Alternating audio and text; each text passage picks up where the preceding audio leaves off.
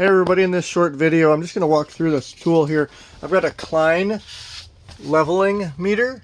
It's a digital angle gauge, and what I like about it is it's got magnets on the bottom and you can zero it out and it will tell you digitally how level things are. So even when you have one of those standard levels that you see over there, yeah, the bubble's in the middle, but it's not as precise, right? Like it could be off by a little bit and to you it's in the middle, but in reality it's not exactly level.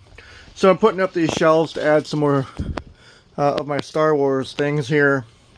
And since it's 8 feet apart, you know, it's kind of hard to get a level over there. So I took a measuring tape and measured off the distance between that bracket, the middle bracket, and the lower bracket.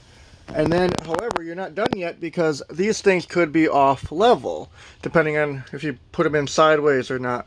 So that's where this digital gauge comes in handy. Sure, you could use a torpedo level, and believe me, I've got one right here, but I just feel like that's better because it's magnetic, it sits right there, I can do work, I can drill the second hole now, and as I'm drilling, if that thing comes out of level, I will know instantly. So that's a big bonus. And we're getting along here, we're getting moving and cleaning out this place.